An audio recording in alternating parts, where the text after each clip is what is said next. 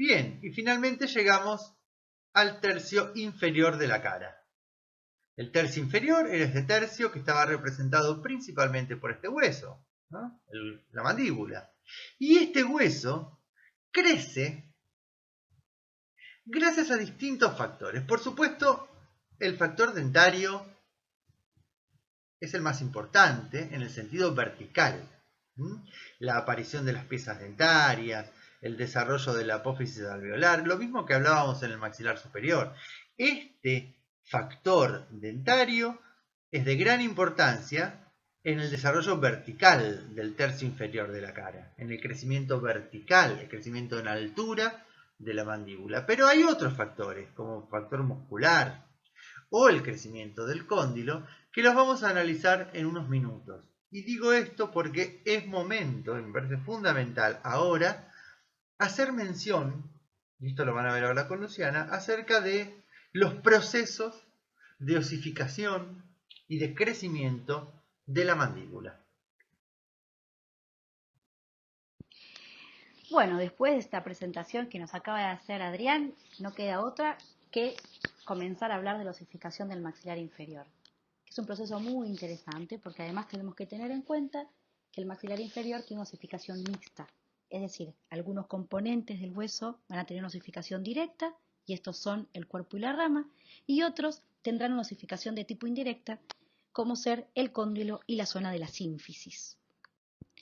Vamos a presentar entonces algunos componentes importantes a tener en cuenta para la osificación del maxilar inferior. Se forma a partir del mesénquima del primer arco faríngeo en el proceso mandibular.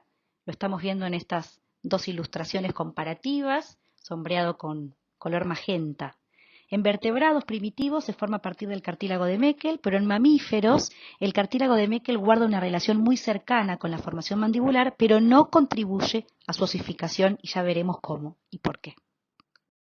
El cartílago de Meckel aparece entre la cuarta y la quinta semana de vida intrauterina como una condensación mesenquimática en la zona del futuro primer molar inferior, rodeado por pericondrio.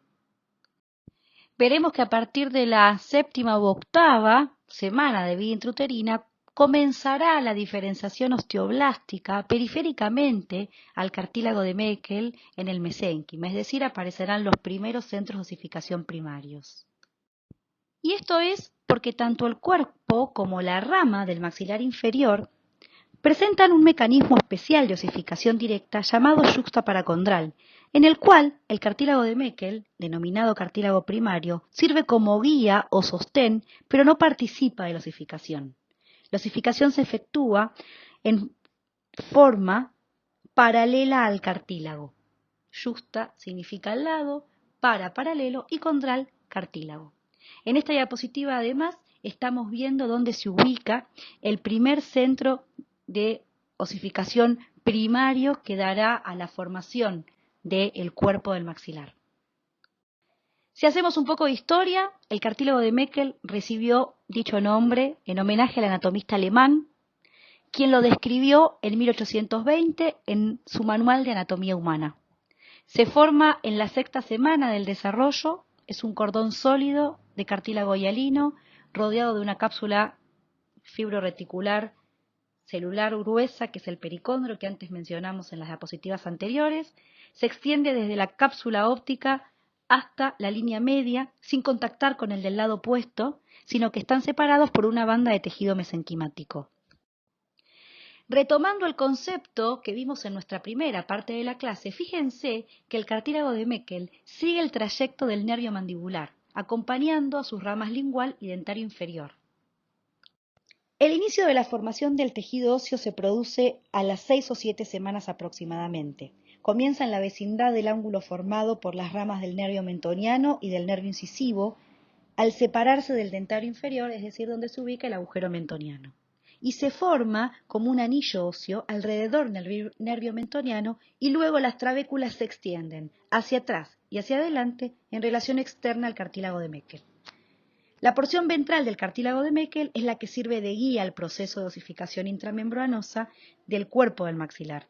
Recordemos que el sector distal del cartílago es el encargado de formar los dos huesecillos del oído, martillo y yunque, y su porción intermedia, el ligamento esfenomaxilar. El resto del cartílago involuciona. Repasamos entonces, este centro de osificación primario aparece en la sexta semana como una condensación mesenquimática al lado del cartílago en las zonas donde el nervio dentario inferior se divide en sus ramas terminales y donde se formará el agujero mentoniano que antes también mencionamos.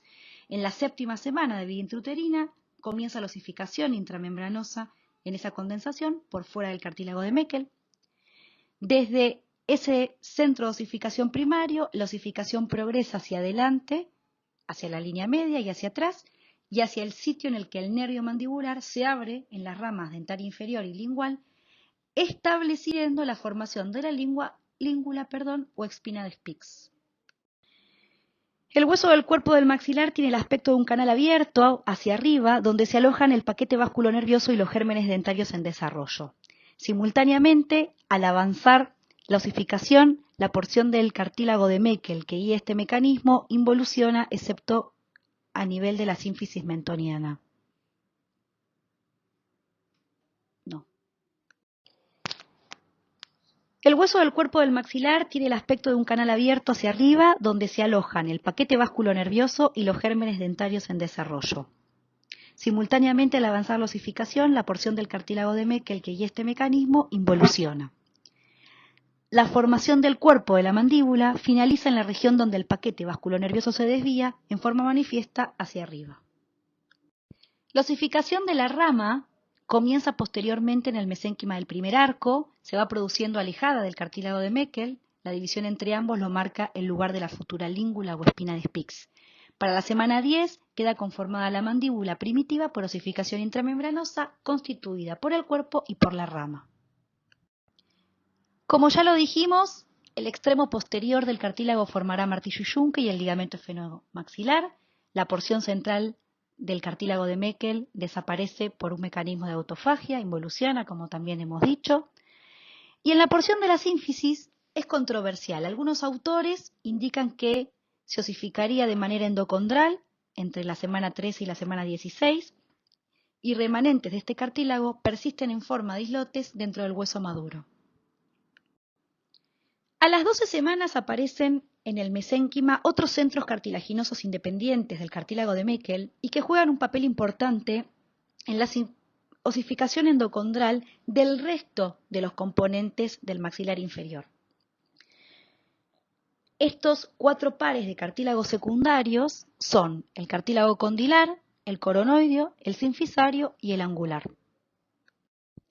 Como estamos viendo en esta ilustración, el cartílago condilio es el de mayor tamaño, juega el principal papel en el crecimiento de la rama montante del maxilar y persiste aproximadamente como una lámina muy delgada hasta los 20 años de edad.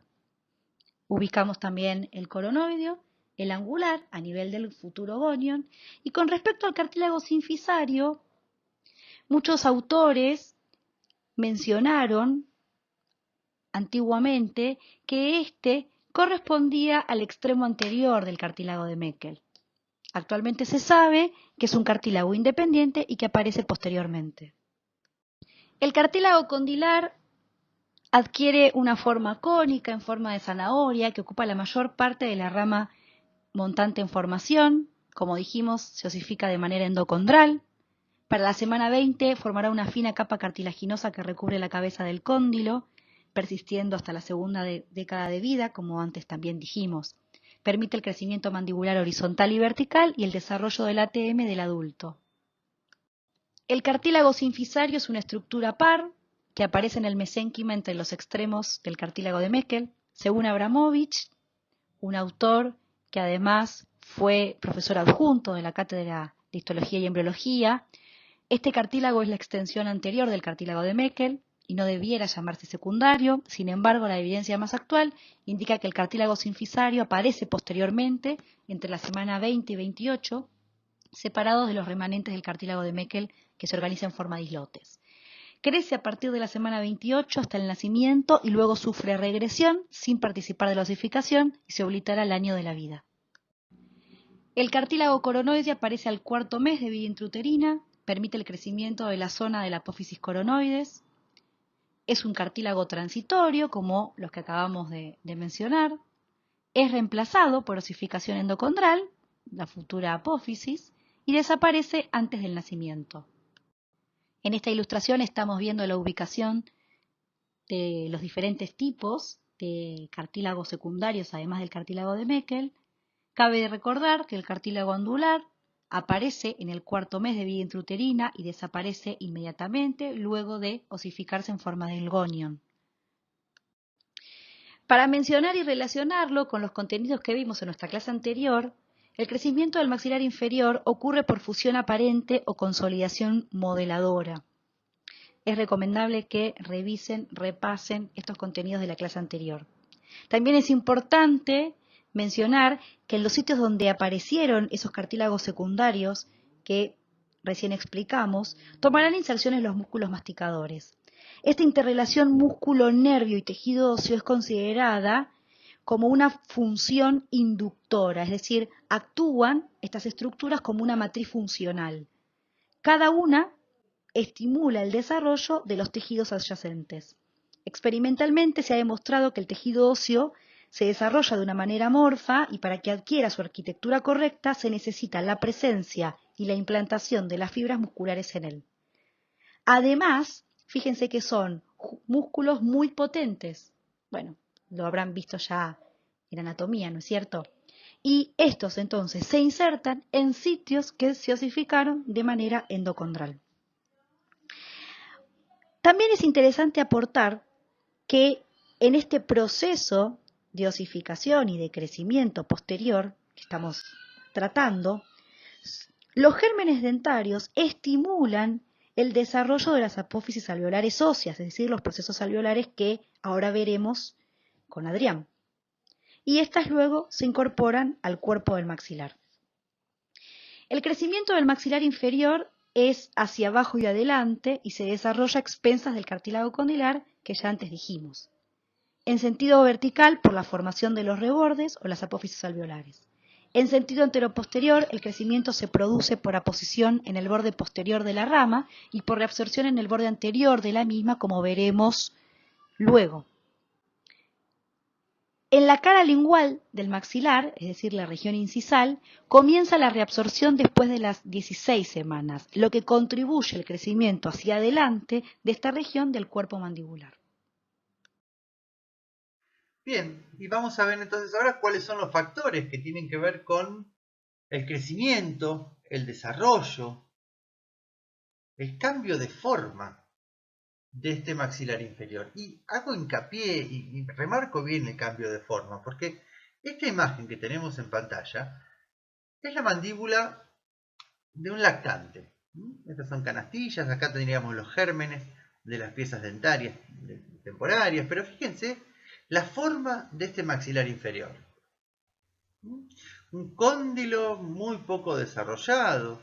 De hecho, fíjense que la coronoides es más alta que el cóndilo, ¿no? Fíjense que el cóndilo lo tenemos casi a la misma altura que lo que van a ser las piezas dentarias. El reborde alveolar casi a la misma altura que el cóndilo. Muy inclinada la rama con respecto al cuerpo. Ese gonion, ese ángulo muy abierto, muy obtuso. Bueno, claramente hay varios factores que van a determinar cambios importantísimos en tamaño, pero también en la forma. ¿Sí? En primer lugar, el factor dentario. Lo habíamos mencionado. La aparición de las piezas dentarias, la aparición de la apófisis alveolar, la aparición de la función masticatoria. Todo esto va a determinar un aumento en sentido vertical. ¿Sí? El maxilar inferior crece en sentido vertical, en gran medida gracias a la aparición de las piezas dentarias. ¿Sí?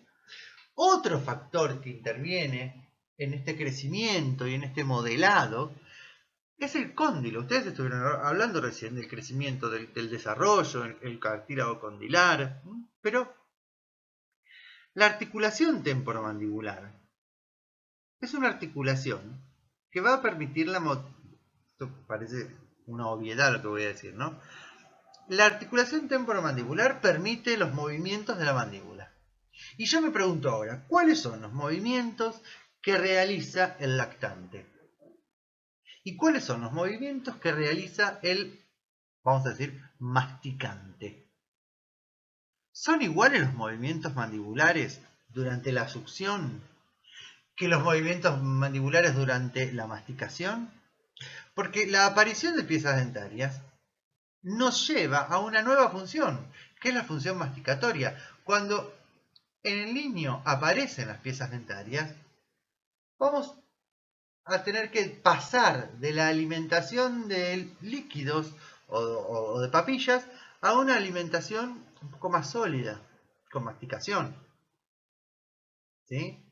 Y los movimientos mandibulares cambian, porque el movimiento de succión durante la lactancia, el movimiento es principalmente el bebé adelanta la mandíbula, se prende al pezón y después lleva la mandíbula hacia atrás. El movimiento de succión se le llama también movimiento de ordeñe y es un movimiento principalmente antero-posterior. Repito, el movimiento mandibular que predomina durante la lactancia es un movimiento antero-posterior que le permite el acto de succión. Mientras que en la masticación, años después, los movimientos ya son mucho más variados. Apertura, cierre, ¿no? La mandíbula puede bajar, subir, ir a un lado, al otro, adelante, atrás. Estos movimientos mandibulares tienen que ver con los movimientos de la masticación. Ahora, si en el bebé o en el lactante necesitamos necesitamos realizar movimientos anteroposteriores, necesitamos una articulación que permita movimientos de deslizamiento. Y si ustedes hacen memoria, los movimientos de deslizamiento son principalmente atribuidos a articulaciones de tipo artrodias, articulaciones planas. La ATM, la articulación temporomandibular del lactante, es una articulación de superficies planas.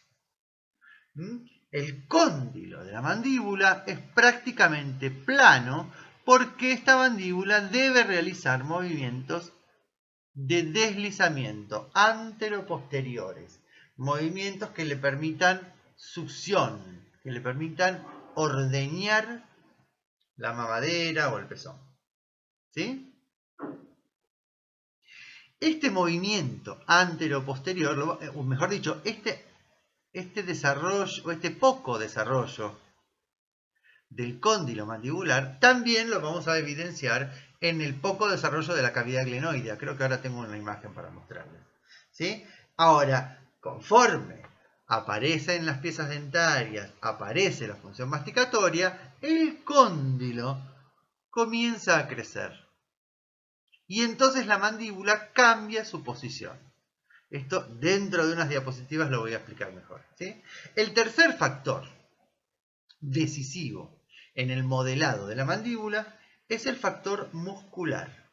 La mandíbula le presta inserción a gran número de músculos, algunos supraioideos, otros acá, el macetero, el temporal, el pterigoideo externo, el pterigoideo interno, algunos músculos de la mímica, de la gestualidad, los músculos cutáneos, músculos infraioideos, y todos estos músculos en su actividad van traccionando, van empujando y por lo tanto van determinando que en ciertas áreas del hueso se genere aposición ósea y en otras áreas reabsorción.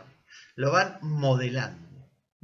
Estos son los principales factores que tienen que ver con el crecimiento y con el modelado de la mandíbula. Los músculos son los que modelan, le dan forma a la mandíbula.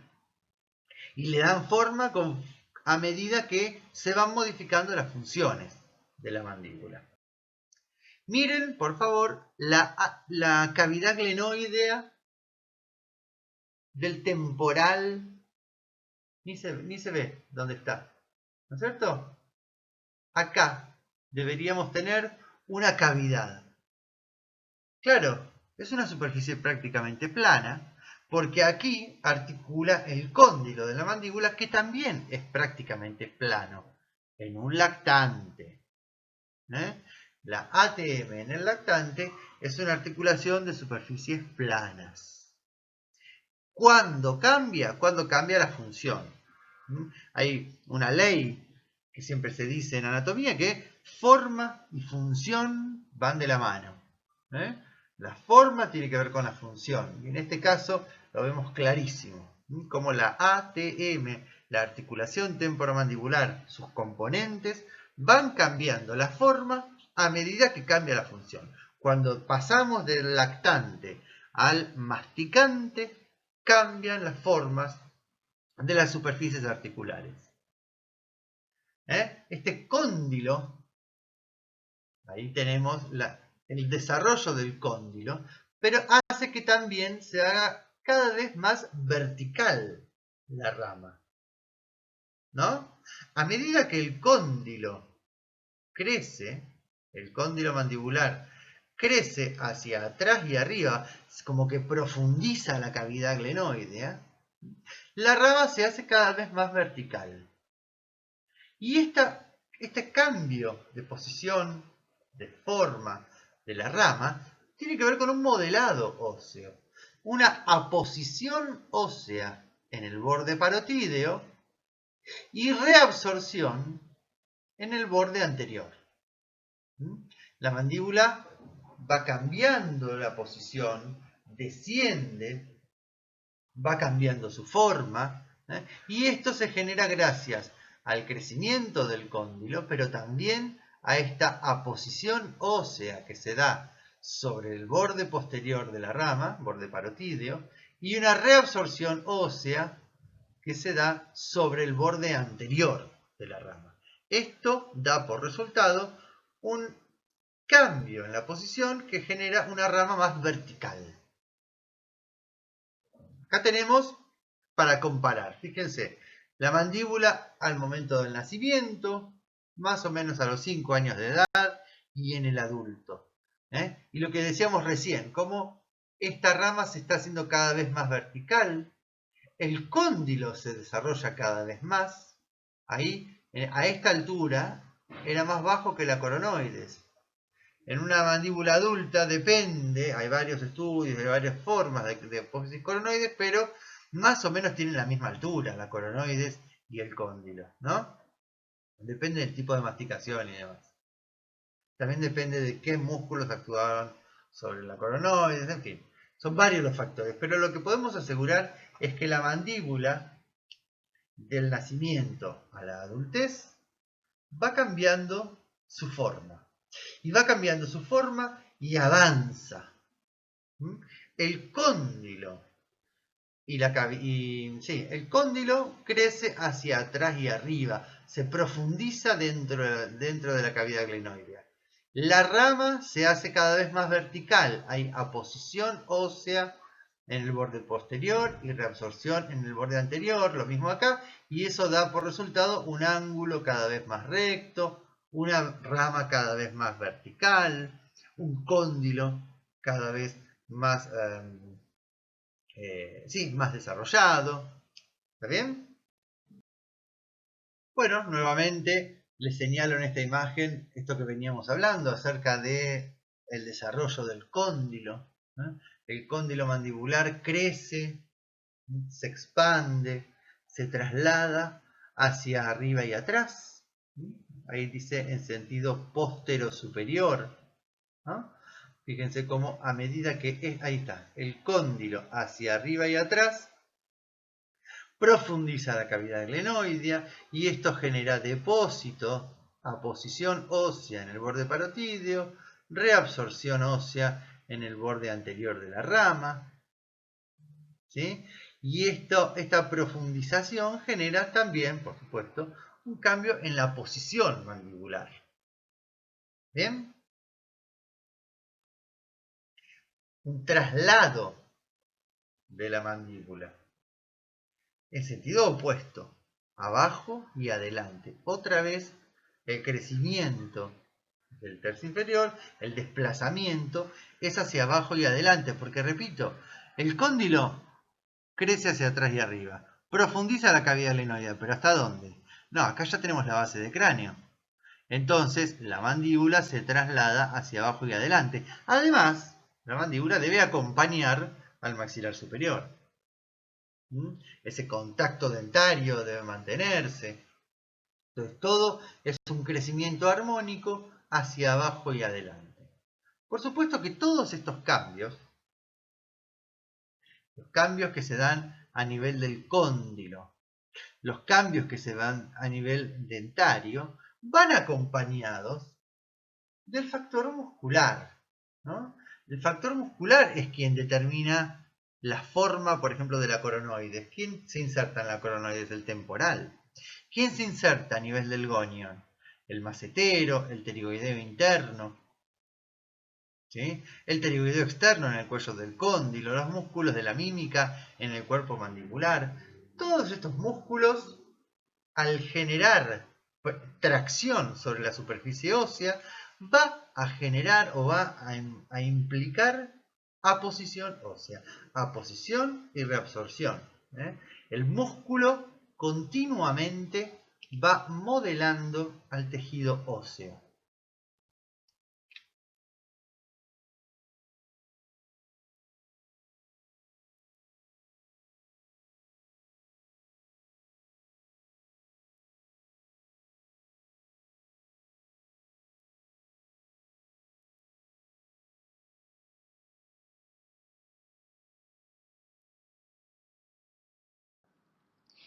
Vamos a hacer un cierre de los contenidos que hemos visto a lo largo de las distintas partes de esta clase de crecimiento y de desarrollo. Hemos clasificado a los huesos que constituyen tanto el cráneo como la cara en neurocráneo y viscerocráneo. A su vez, al neurocráneo, en función del tipo de osificación de estos huesos, lo hemos mencionado como un osteo o pleurocráneo de osificación intramembranosa que formará el parietal, la escama del temporal y la escama del occipital, y un condrocráneo que a partir de osificación endocondral formará la base de cráneo, hueso etmoides, esfenoides y la porción petromastoidea del temporal, así como la porción inferior del occipital. Con respecto al viscerocráneo, ciertos huesos que lo constituyen tendrán osificación intramembranosa, entre ellos el unguis, el nasal, el malar y el maxilar superior. Ciertos huesos tendrán osificación endocondral, el hioides, el martillo, el yunque, el estribo y la apófisis estiloides del temporal. Y ejemplo de osificación mixta es el maxilar inferior, del cual nos referimos en esta tercera parte de la clase. Tanto para Adrián como para mí ha sido un gusto muy grande poder preparar la clase de manera integrada y poder presentárselas, con lo cual les deseamos muchos éxitos y esperamos que este material les sirva como una guía de estudio para poder preparar el tema.